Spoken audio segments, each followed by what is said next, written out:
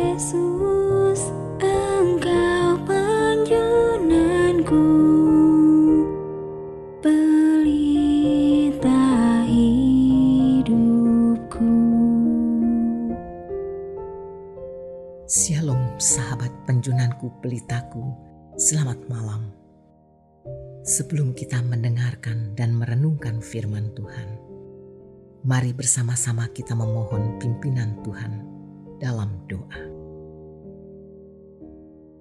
Bapa yang baik, Bapa yang kami kenal di dalam nama Tuhan kami Yesus Kristus, terima kasih Bapa.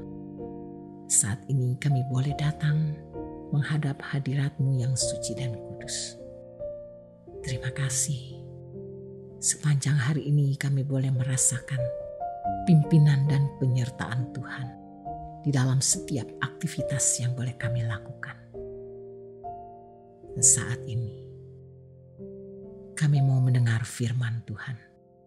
Berkatilah Bapa, bukalah hati dan pikiran kami, supaya kami memahami dan mengerti apa yang ingin Bapa sampaikan bagi kami.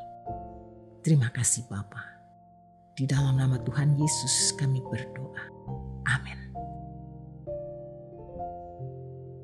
Pembacaan firman Tuhan malam hari ini terambil dari Amsal 19 ayat 10. Kemewahan tidak layak bagi orang bebal, apalagi bagi seorang budak memerintah pembesar.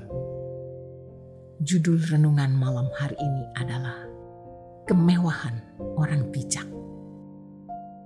Sahabat penjunanku, pelitaku yang dikasihi Tuhan. 2 orang jatuh ke dalam lubang. Yang pertama, seorang anak kecil yang belum bisa membaca tanda peringatan tentang lubang tersebut. Yang satunya lagi, seorang dewasa yang meskipun sudah membaca tanda peringatan, memilih untuk mengabaikannya. Apakah perbedaan keduanya? Si anak kecil celaka karena ketidaktahuan, tapi si orang dewasa celaka karena kebebalan. Yang pertama bisa kita maklumi, tapi tidak untuk orang yang kedua.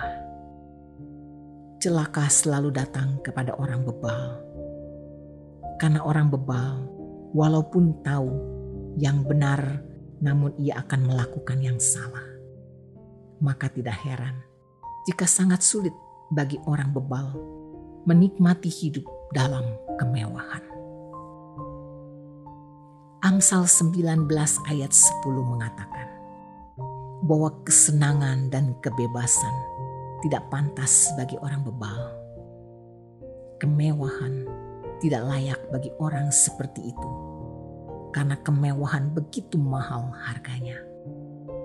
Orang yang tidak mempunyai hikmat dan anugerah tidak berhak mendapatkan sukacita sejati. Dan oleh karenanya, hal itu tidak pantas baginya. Orang yang tidak bersuka di dalam Allah tidak pantas bersuka dalam hal apapun. Ia juga tidak akan tahu bagaimana mengatur dirinya sendiri, sehingga hanya membawa diri pada celaka. Orang-orang yang bodoh dan jahat pantas menderita, berkabung dan menangis, bukan tertawa dan bergembira. Bagi mereka, teguran lebih pantas daripada kemewahan. Kemewahan itu hanya pantas bagi orang yang rajin bekerja untuk menyegarkannya apabila ia kelelahan. Tetapi bukan bagi orang bebal yang hidup bermalas-malasan dan menyalahgunakan waktu-waktu senggangnya, dan itulah yang akan menghancurkan hidupnya. Orang bebal tak layak menikmati kemewahan karena hidup mereka jauh dari jalan yang semestinya. Bagaimana bisa kemewahan singgah di kehidupannya? Demikian juga halnya dengan mereka yang berjiwa budak. Amsal mengatakan, ia tak layak menjadi pembesar karena budak adalah identitas bagaimana mereka membangun diri. Kita tidak sedang bicara situasi perbudakan di mana penguasa menindas yang lemah. Kita sedang bicara tentang orang yang membuat dirinya menjadi budak dan rela diperbudak oleh hawa nafsunya. Ia tak layak menjadi pembesar karena ia tak akan pernah menjadi besar. Ia tak layak memimpin karena ia tidak akan pernah bisa menjadi pemimpin. Bagaimana mungkin seseorang yang diperbudak oleh gairah dirinya bisa memimpin orang lain? Dirinya sendiri saja ia tidak bisa pimpin, apalagi memimpin orang lain dan masyarakat yang besar. Berhati-hatilah terhadap situasi yang ada di dalam hidup ini. Terlalu banyak orang yang diperbudak oleh hawa nafsunya dan akhirnya merusak dirinya. Diperbudak oleh keinginan-keinginan yang tidak bisa dipertanggungjawabkan dan mendukakan hati Tuhan. Mereka tak layak duduk sebagai pembesar yang mengatur negeri untuk sebuah masa depan. Kalaupun orang seperti ini naik, maka satu yang pasti, celaka akan mewarnai langkah-langkahnya, dan yang mengikutnya akan tertipu dan akan menyesal seumur hidupnya. Jadilah orang bijak, sehingga kita mendapatkan kehidupan yang layak. Seberapa kuatkah hawa nafsu kedagingan memperbudak Anda hingga saat ini? Bagaimana Anda menjaga hidup untuk tidak menjadi orang bebal?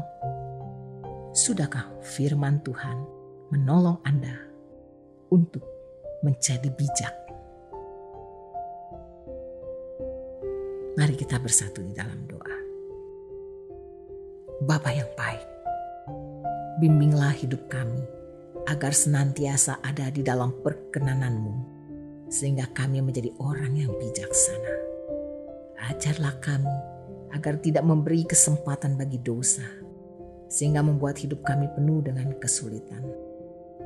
Bapa, di malam hari ini hamba berdoa bersama dengan seluruh pendengar setiap penjunanku pelitaku dimanapun kami berada.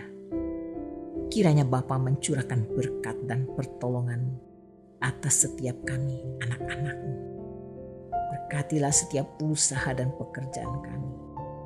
Diberkatilah setiap keluarga dan rumah tangga anak-anak-Mu.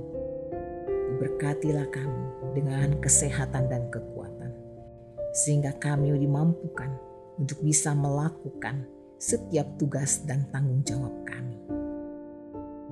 Bapa, sekarang saatnya kami akan beristirahat dan segera tidur.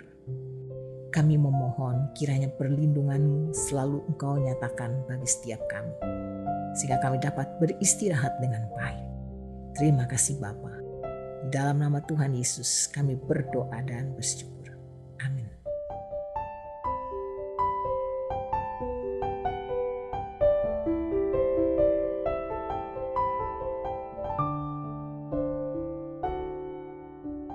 Tuhan, ku mau menyenangkan-Mu.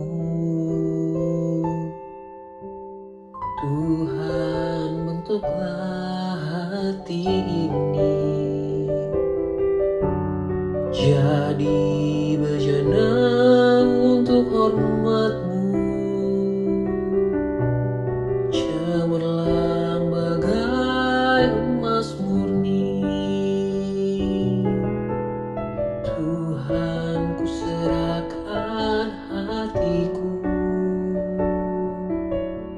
Semua ku berikan padamu. Kuduskan hingga tulus selalu, agar aku menyenangkan-Mu.